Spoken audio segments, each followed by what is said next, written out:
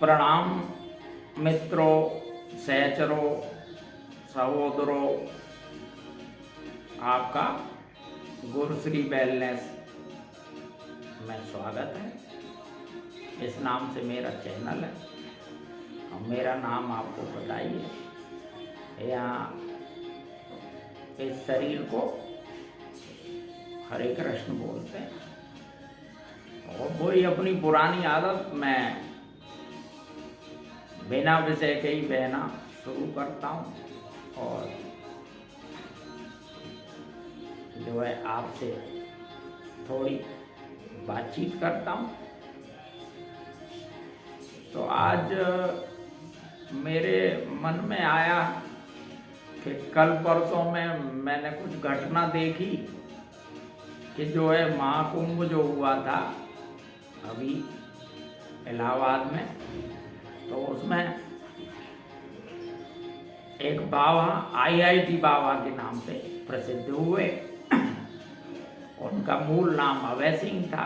उन्होंने IIT बॉम्बे से अपनी डिग्री ली, ऐसा सुनने में आया।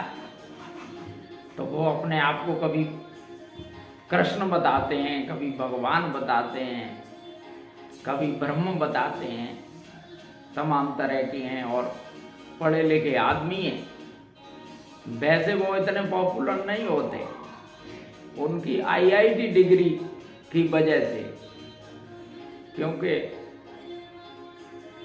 लोगों का जो नज़रिया है वो अलग ही है। डिग्रियों से ज़्यादा वो पकड़ते हैं आदमी को, जबकि IIT का अध्यात्म से क्या लेना।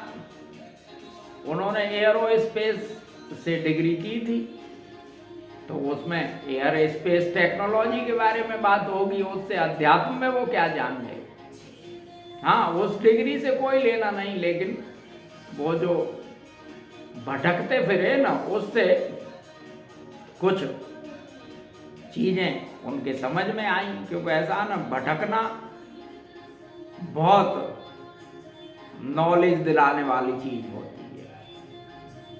बिना भटके कोई जो है सिद्ध नहीं हुआ। आजकल जो जिन्होंने अवेयरनेस प्राप्त की, जिनने बुद्धत्व प्राप्त किया, सो बड़े भटके वो लोग। भटकने से ही आदमी कुछ विशेष प्राप्त कर पाता है। क्योंकि ये जो पाठशाला है संसार की, ये आपको बहुत कुछ सिखा देती है और जो असली चीज़ें तो आप वॉन्डरिंग करने से ही सीख पाते हैं। तो मैं बात कर रहा था IIT बाबा की। उनकी पहचान IIT, और IIT थे फिर भी बाबा हो गए, मतलब सब डिफरेंट। एक तो उन्होंने ये गलती की कि जब IIT की थी तो फिर जो है क्या कहते हैं, देश का पैसा खराब हुआ, दुनिया का जो है सब्सिडी दी जाती है, तब एक बच्चा IIT तैयार होता है तो उनको काम करना चाहिए था देश के लिए ना। तो पहले तो उन्होंने अपना कर्तव्य कर्म ही छोड़ दिया, समझ गया। उसके बाद अब वो भटके तो जो है उन्हें ज्ञान तो हुआ सो हुआ, लेकिन वो एक बाइपोलर स्थिति में आ गए। उनके अंदर दो पर्सनालिटी हो गई और वो अपने आप को ब्रह्म बताने लगे, अपने आप को कृष्ण बताने लगे। अरे तुम ब्रह्म और कृष्ण कहाँ से हो जाओगे, समझ गए, तुम तो अलग ही हो। क्योंकि ऐसा ना, दुनिया में हर एक व्यक्ति यूनिक पीस ही होता है। भगवान या वो एनर्जी उसको एक अलग ही हुनर दे के पैदा करती है। तो इसलिए वो भगवान कहते हैं अपने को, कृष्ण कहते हैं, राम कहते हैं, इससे कोई फर्क नहीं पड़ता। अब दूसरे नजरिए से देख लो तो वो गलत भी नहीं कहते। क्यों भाई, ऐसा है ना कि भगवान का अंश तो सभी में है, सभी भगवान ही है। कौन सा ऐसा मनुष्य है जो भगवत्ता को लेके पैदा नहीं होता? कोई उसको डेवलप कर लेता है, कोई उसको डेवलप नहीं कर पाता। उस बीज को वृक्ष बना लेता है, कोई नहीं बना पाता। तो इसलिए भगवान होना या न होना ये कोई बात नहीं है। बात यह है कि वो अपने मलंगई में घूम रहा है, और मलंगई में घूम रहा है वो चीजें लोगों को अच्छी नहीं लग रही। साधारण जनता बड़ी खुश है उनसे कि सम डिफरेंट, आईआईटी था फिर भी बाबा हो गया, समझ गए। लेकिन साधु संतों आचार्यों को ये बातें अच्छी नहीं लग रही, और मीडिया उनका ट्रायल करने लगा। तो आईआईटी बाबा तो जैसे हैं वैसे हैं ही, लेकिन ये जो साधु संत आचार्य लोग, विद्वान लोग, इनको क्या हो गया है? वो पत्रकारों ने उनका ट्रायल लिया, और इन आचार्यों साधु संतों ने, तथाकथित जो धर्म के ठेकेदार बने फिरते हैं, उन्होंने उनका अपमान किया। जमीन पे बैठे उन्हें अपमानित किया। अरे भाई, अपमानित करने की क्या जरूरत है? कोई व्यक्ति कुछ बोल रहा है, हिंदू धर्म तो ऐसा धर्म है कि एक बार वाजपेयी जी ने कहा था, हिंदू धर्म एक ब्रॉड संस्कृति है, इसमें बहुदेववाद है, शंकर को मानता है वो भी हिंदू है, देवी को मानता है वो भी हिंदू है, मतलब दुनिया भर के देवी देवता हैं, सबको मानने वाले हिंदू हैं। और जो किसी को नहीं मानता वो भी हिंदू है, किसी को नहीं मानता है उसको भी हिंदू मत में स्वीकार किया जाता है। निराकार को मानता है वो भी हिंदू है, साकार को मानता है वो भी हिंदू है। तो हिंदू तो एक इतनी ब्रॉड संस्कृति है कि जिसमें तमाम ऐसा देखा गया कि हर व्यक्ति की वृत्ति प्रवृत्ति अलग है, हर आदमी का हुनर अलग है, सोच अलग है। तो वो उसका मन जहां भी टिके वहीं से एनर्जी को अपनी को डेवलप कर सकता है और अपने बीज को वृक्ष बना सकता है। तो इसमें तो लड़ाइयों जैसी कोई बात ही नहीं है। और इसी अपनी फ्लेक्सिबिलिटी के बल पे हिंदू धर्म इतनी लंबी गुलामी में टिका, नहीं तो कब का उड़ जाता।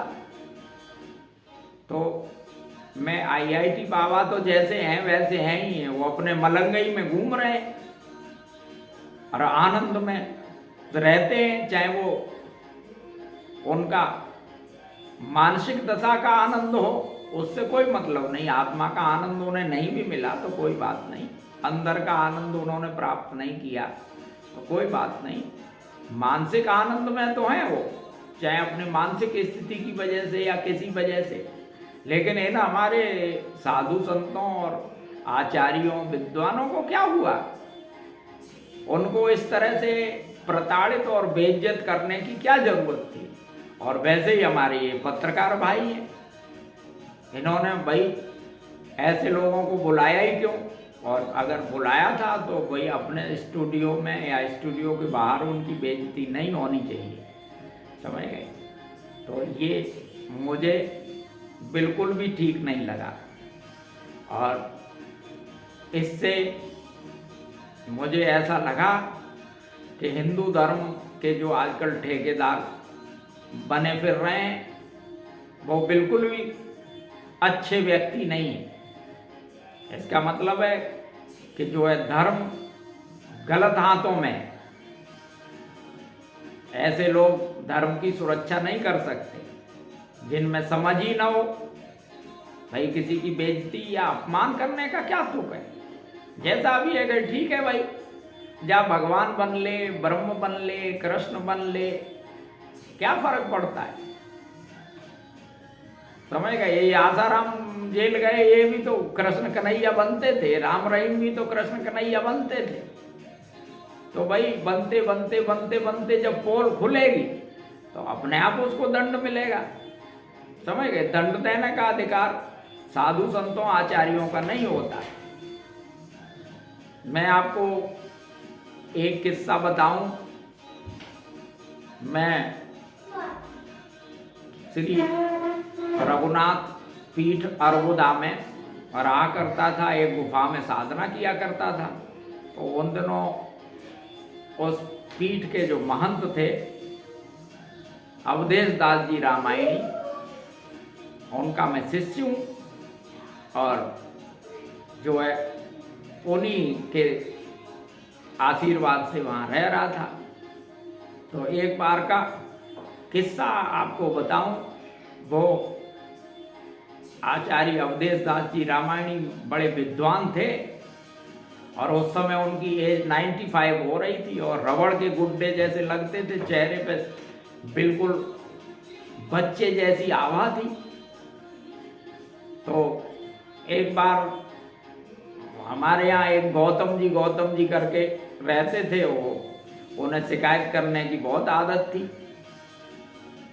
तो गौतम जी सवेरे सवेरे ही भागे हुए आए, मैं महाराज जी के पास बैठा हुआ था। गौतम जी ने कहा, अरे महाराज जी, नीचे जो है जो नौकर रहता है उसने गेहूं की चोरी कर ली। उन दिनों गेहूं का सीजन था, अप्रैल का महीना था, गेहूं निकल रहे थे। कह रहे 5 बोरी गेहूं चुरा लिए। तो महाराज जी बड़े जोर से हंसे और फिर गौतम पे गुस्सा हुए।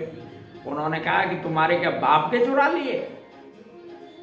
अरे गेहूं मंदिर के हैं, मैं मंदिर का महंत हूं। महंत का मतलब ये मालिक नहीं हूं, मैं ट्रस्टी हूं मंदिर का, और मंदिर पब्लिक का है।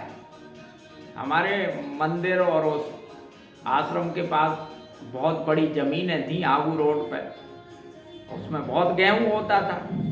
तो उन्होंने कही कि जो है चुरा लिए, कि तुम्हारे बाप के थोड़ा ही चुरा लिए, उसको हम 5,000 रुपया महीना देते हैं, 5,000 में कैसे परिवार पलेगा उसका?